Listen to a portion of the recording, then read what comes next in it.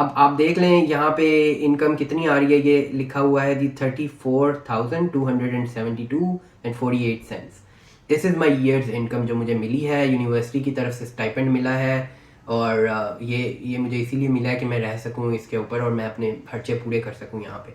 अस्सलाम वालेकुम, welcome to the channel देसी ब्रुकलिन लाइफ। आज की वीडियो जो है इसका टॉपिक ये है कि जब मैं पीएचडी कर रहा था तो मुझे कितने पैसे मिलते थे यहाँ से पीएचडी करने के और खर्चे कितने होते थे। अब इस पे मैं वीडियोस पहले ही बना चुका हूँ कि कैसे मुझे पीएचडी में दाखिला मिला और आप भी कैसे ये कर सकते हैं। तो अगर आपने वो वीडियोस नहीं देखी तो पीछे जाके चैनल पे वो वीडियोस देख लें। और भी मैं इस तरह की वीडियोस बनाता रहता हूँ कि अगर आप फॉर एग्जांपल डॉक्टर हैं तो आप अमेरिका कैसे आ सकते हैं, या अगर आप किसी और जर्मनी में पढ़ना चाहते हैं तो आप कैसे पढ़ सकते हैं। तो please check out the channel, subscribe कर लें और वीडियो को लाइक कर दें। चलिए आज अब आपको मैं एक और डिस्क्लेमर यहाँ पे ये दे दूँ कि मैं जो आपको बता रहा हूँ नंबर्स वो न्यूयॉर्क यूनिवर्सिटी के लिहाज से हैं और न्यूयॉर्क सिटी के लिहाज से हैं रहने के नंबर्स। तो अगर आप किसी और शहर जा रहे हैं तो ये नंबर्स डिफरेंट होंगे, किसी और यूनिवर्सिटी जा रहे हैं तो ये नंबर्स डिफरेंट होंगे। ठीक है जी। यूनिवर्सिटी आपको पैसे देती है कि आप जो हैं अगर आप पीएचडी में दाखिला ले लें तो अमेरिका की यूनिवर्सिटीज़ आपको पैसे देती हैं ताकि आपका गुजारा हो सके, आप एक डिसेंट लाइफ गुजार सकें। लेकिन वो इतने ज़्यादा पैसे नहीं देती हैं आपको कि आप कोई बहुत ज़्यादा अच्छी लाइफ गुजार सकें और आप जो हैं घर खरीद लें, गाड़ी खरीद लें, ये नहीं होता। आपको इतने पैसे देते हैं कि आपका गुजारा हो सके और आप पीएचडी पे फोकस कर सकें, आपको खाने पीने की टेंशन ना हो, आप बस अपनी जो है ना रिसर्च उसके ऊपर फोकस करें। तो ये मकसद होता है यूनिवर्सिटी का पैसे देने का आपको।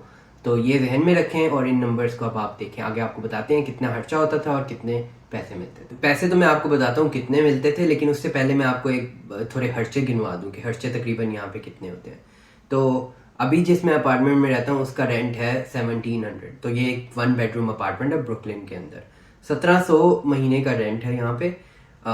और ये तब होगा जब आप अकेले एक अपार्टमेंट में रह रहे हैं। यूजुअली जो स्टूडेंट्स होते हैं वो अकेले एक अपार्टमेंट में नहीं रहते, वो एक शेयर्ड जगह पे रहते हैं।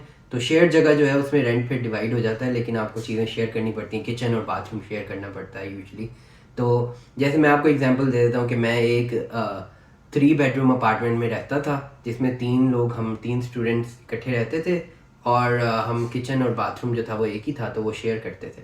तो उस हिसाब से मेरा रेंट जो बनता था वो तकरीबन 750 के करीब बनता था। तो लेट्स से आपको ऐसी ही कोई जगह मिल जाए तो आपका रेंट होगा तकरीबन 750 के करीब या 800। और अगर आप थोड़ी सी अपनी यूनिवर्सिटी के करीब लेंगे तो मेरी कम्यूट होती है तकरीबन 35-40 मिनट की। अगर आप इससे करीब लेना चाहेंगे तो वो 1000-1200 तक भी आपको वो रेंट में मिल जाएगा अपार्टमेंट। ठीक है जी।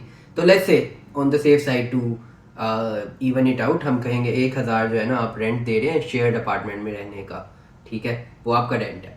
अच्छा, उसके अलावा क्या खर्चा होता है? आपको हर महीने गैस, बिजली, टेलीफोन और इंटरनेट के बिल देने पड़ेंगे ना अपने। तो वो तकरीबन आप लगा लें मिला के 150 के करीब या उससे थोड़े से ज़्यादा बन जाएंगे। To be on the safe side अगर आप थोड़ी महंगी चीज़ें ले रहे हैं तो आप कह लेंगे जी वो $200 के करीब है। तो $1000 तो आपके रेंट के हो गए और $200 आपके हो गए यूटिलिटीज़ के। तो ये तकरीबन 1200 आपके लग गए अभी तक। इसके बाद आपके क्या पैसे लगते हैं वो है आपका खाना और ट्रांसपोर्टेशन। ठीक है, अब आप न्यूयॉर्क सिटी में अगर रहते हैं तो आपको सबवे कार्ड मिल जाता है, आप महीने का अनलिमिटेड कार्ड ले लें।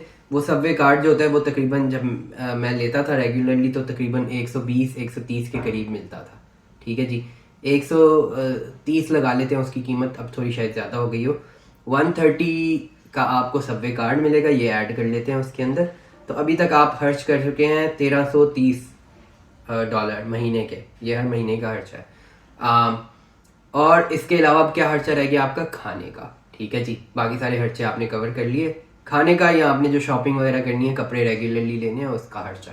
ठीक है, वो अब अगर आप कपड़े जो हैं कम लें या उसी में गुजारा करते हैं जो आपके पास हैं तो वो भी खर्चा गया। ठीक है जी।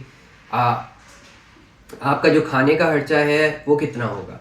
अगर तो आप बाहर से खा रहे हैं ना, तो न्यूयॉर्क के अंदर खाना इतना महंगा भी नहीं है, इतना सस्ता भी नहीं है। आपको डिफरेंट ऑप्शन में सस्ता महंगा मिल जाता है। मतलब आप अगर सिर्फ पिज़्ज़ा स्लाइस लेके खा रहे हैं और 2 पिज़्ज़ा स्लाइस एक टाइम में खा रहे हैं तो आपको $1-1.5 में पिज़्ज़ा मिलता है बहुत सारी जगहों पे सिटी के अंदर। तो आपका $3-4 के अंदर खाना हो जाएगा अगर आप सिर्फ पिज़्ज़ा स्लाइस खा रहे हैं, चीज़ पिज़्ज़ा जो होता है। लेकिन definitely that is not very healthy. तो अगर आप थोड़ा हेल्दी खाने के जाएं, सैलड वगैरह लें और उसके साथ कोई थोड़ा साइड पे चीज़ ले लें, तो वो तकरीबन आपका $10, $11, $12 तक चला जाएगा। और अगर आप थोड़ा बाहर जाके किसी रेस्टोरेंट के अंदर बैठ के खा रहे हैं तो तकरीबन $20 या $25 तक आपका लग जाएगा। तो लेट्स से आप अगर तीनों टाइम का खाना बाहर से खा रहे हैं और एवरेज लगा लें $10 पर खाना आपका लग रहा है, तो एक दिन के आपके $30 खाने के लगेंगे।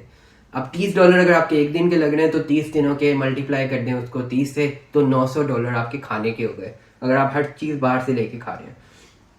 तो अभी तक का टोटल आपको दिखा देते हैं कितना बना है। 1300 प्लस 900 तकरीबन 2200 के करीब आपका टोटल आ गया है। अब इसमें आप बचा के सकते हैं पैसे। आप वो जो खाना बाहर से खा रहे हैं आप अपना घर में बना लें खाना, आपके पास किचन होगा जिस भी अपार्टमेंट में रह रहे हैं।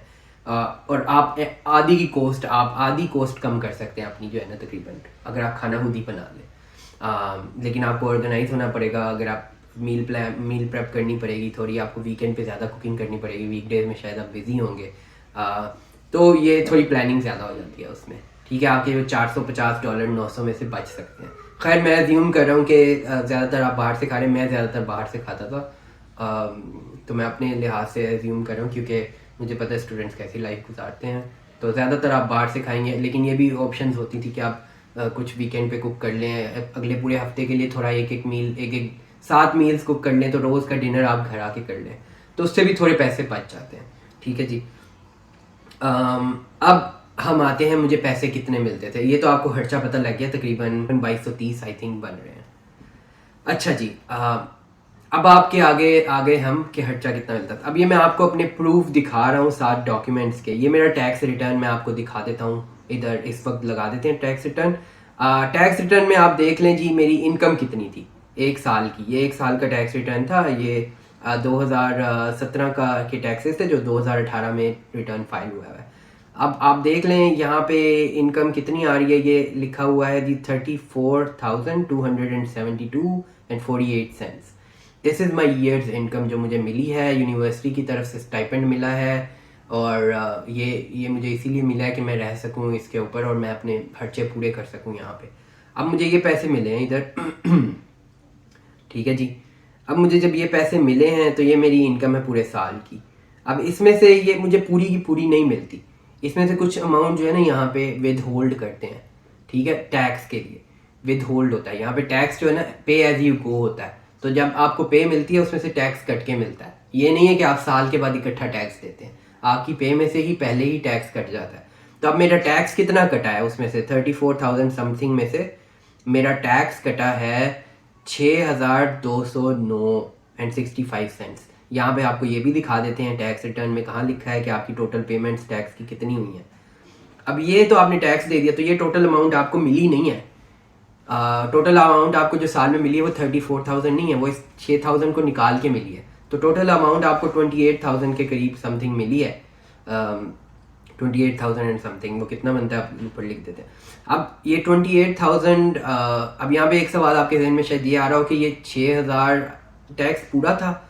नहीं जी, मेरा टैक्स जो ड्यू था वो 3,100 के करीब था। ये आपको दिखा देते हैं। तो ये क्या होता है कि आप जब टैक्स फाइल करते हैं अगले साल में तो आपको रिटर्न मिलते हैं पैसे, टैक्स रिटर्न मिलता है। तो वो आपका जो रिटर्न होता है वो अब $6,000 अगर मैंने टैक्स में कट गए हैं मेरे और 3,000 मेरा टैक्स ड्यू था, तो 3,000 मुझे साल के एंड पे वापस मिल जाते हैं। तो वो आपको अमाउंट वापस मिल जाती है। खैर वो आपके क्योंकि अकाउंट में हर वक्त अवेलेबल नहीं होती, वो एक टाइम पे मिलती है, तो उसको हमने इनकम में ऐड नहीं करना। हम सिर्फ यही देखेंगे कि आपको जो आफ्टर टैक्स इनकम मिली है उसमें आपका क्या बन रहा है। ठीक है जी। अब आप देखें कि ये 6,200 आपका निकल गया है 34,000 में से, तो आपके पास कोई 28,000 जो बचे हैं, इसको आप डिवाइड बाई 12 कर लें, वो आपकी मंथली इनकम है। ठीक है जी। तो डिवाइड बाई 12 करके आपकी मंथली इनकम जो बन रही है वो कोई 2300 के करीब बन रही है जी। ठीक है, तो 2338। ठीक है, और आपको जो मैंने पीछे खर्चा बताया वो कितना था, वो कोई 2230 के करीब था। तो बिल्कुल आप उस एज के ऊपर ही आ रहे हैं। ठीक है, जितना आपका खर्चा है उतने ही आपको पैसे मिल रहे हैं तकरीबन, कोई एक्स्ट्रा पैसे कम ही मिलते हैं। और ये मैंने इसमें आपको बताया कि आप शेयर्ड इन्वायरमेंट में रह रहे हैं, आप जो हैं ट्रांसपोर्ट जो है पब्लिक ट्रांसपोर्ट यूज़ कर रहे हैं ट्रेनों पे, आपके बिजली और गैस के बिल जो हैं वो शेयर्ड हैं बाकी लोगों के साथ, ये एज्यूम करके। और फ़ोन का बिल आपका अपना होगा क्योंकि आपका फ़ोन है, ठीक है जी। और इसके बाद भी आपके पास पैसे जो बचते हैं वो बड़े मुनासिब से $100-200 महीने के बच रहे हैं, ठीक है। अब इसमें बचाने का रूम आपका वहीं पे है, जो आप खाने में बचत कर लें अपनी जितनी कर सकते हैं। खाना ये ना करें कि कम खाएं, आप ये करें कि खाना घर में पकाएं, हेल्दी पकाएं और सारे न्यूट्रिशन अपनी लें। ये नहीं कि आप अपनी हेल्थ पे कॉम्प्रोमाइज़ कर रहे हैं। तो जी ये ब्रेक डाउन है सारा का सारा पैसे का। कितने पैसे मिलते थे पीएचडी के दौरान, और जी क्या जो है इसमें बचत होती थी, कितने पैसे आप घर भेज सकते हैं। तो ज़्यादा कोई भेजने का चांस नहीं होता जब आप पीएचडी करें, आप बड़ी मुश्किल से अपने ही गुजारा करते हैं। और अगर आपकी फैमिली है साथ आपके, तो फिर आपका गुजारा काफ़ी मुश्किल हो जाता है। ये मैं आपको सिंगल गाय की पर्सपेक्टिव से बता रहा हूँ। फैमिली के साथ रहना पीएचडी इनकम के ऊपर काफ़ी मुश्किल होता है। तो जी ये टेक अवेज हैं। अगर आप पीएचडी करना चाहते हैं तो आई वुड रेकमेंड आप जब सिंगल हैं तब कर लें। और फैमिली को आप बाद में प्लानिंग करें, मतलब शादी थोड़ी पीएचडी के बाद कर लें। तो दैट्स द वीडियो। अगर आपको पसंद आई है तो लाइक कीजिएगा, मुझे मज़ीद बताएं आप क्या सवाल हैं आपके जहन में, मैं उसके बारे में भी वीडियो बनाऊंगा। और thank you for watching so far. अगर आप देख रहे हैं तो प्लीज़ सब्सक्राइब भी कर लें और शेयर भी कर लें। Thank you.